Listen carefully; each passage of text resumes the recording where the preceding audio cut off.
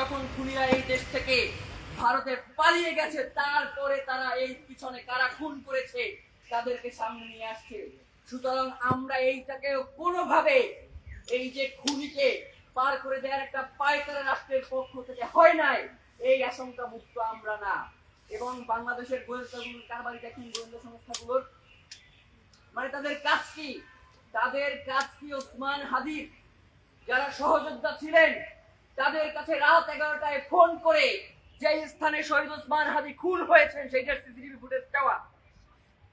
আমরা আশঙ্কা করছি যে এই গোয়েন্দা সংস্থাগুলোর এই খুনের পিছনে প্রত্যক্ষ বা পরোক্ষ জড়িত থাকার সম্ভাবনা থাকতে পারে।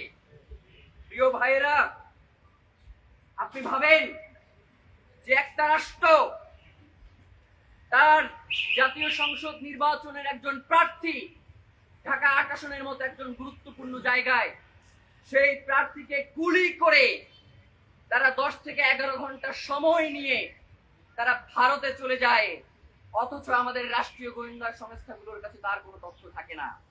মানে এই রাষ্ট্রীয় গোয়েন্দা সংস্থাগুলো দিয়ে আমরা কি করব যে এই রাষ্ট্র তার জনগণের নিয়ন্ত্রণ করতে পারে না?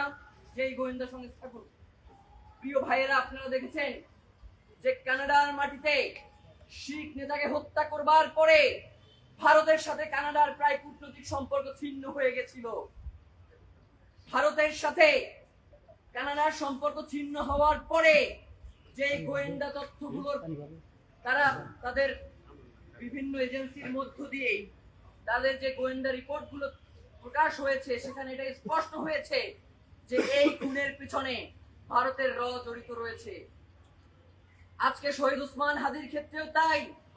তাহলে কানাডা যদি ভারত সরকারের ব্যাপারে কূটনৈতিক ভাবে এত জোরালো অবস্থান গ্রহণ করতে পারে, তাহলে আমরা কেন পাচ্ছি না সেটা পররাষ্ট্র মন্ত্রণালয়কে জবাব দিতে হবে। আপনি জাতিসংঘের সাধারণ পরিষদের সভাপতি নির্বাচিত হন, এই ব্যাপারে আমাদের কোনো সমস্যা নাই, আমরা আপনাকে ধন্যবাদ জানাই। কিন্তু আজ পর্যন্ত বাংলাদেশের স্বরাষ্ট্র মন্ত্রণালয়, স্বরাষ্ট্রমন্ত্রী এবং পররাষ্ট্রমন্ত্রী এই খুনের ব্যাপারে কোনো সুস্পষ্ট ব্যাখ্যা দিতে পারল না কেন? আমরা তার জবাব চাই। আপনারা জানেন যে গত 6 তারিখে আমরা যখন যমুনার সামনে ঘেরাও কর্মসূচিতে গিয়েছিলাম, তখন আমরা কি তাদেরকে ওইখানে জিম্মি করতে গেছিলাম? আমরা কি নির্বাচন বানচাল করতে গেছিলাম? আমরা শুধুমাত্র একটা দাবি নিয়ে গেছিলাম, কারণ আমরা আশঙ্কা করছিলাম যে এই খুনের পিছনে দেশি বিদেশি চক্রান্ত জড়িত রয়েছে, যার কারণে বাংলাদেশের একার পক্ষে, বাংলাদেশের যে রাষ্ট্রীয় বাহিনীগুলো রয়েছে তার একার পক্ষে এই খুনের রহস্য উন্মোচন করা সম্ভব নয়। যার কারণে আমরা বলেছিলাম যে জাতিসংঘের অধীনে আপনি একটা তদন্তের ব্যবস্থা করুন, যাতে নিরপেক্ষভাবে এই খুনের পিছনে কারা রয়েছে তাদেরকে আমরা বের করে আনতে সক্ষম হই, যাতে আজকের এই দিনে যে রাজনৈতিক প্রতিপক্ষকে ঘায়েল করবার যে একটা প্রচেষ্টা করা হচ্ছে, সেইখান থেকে একটা উত্তরণের পথ যাতে আমরা খুঁজে পাই।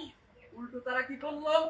আমাদের উপরে অতর্কিত হামলা করলো, আমাদের শতাধিক ভাইকে তারা আহত করলো।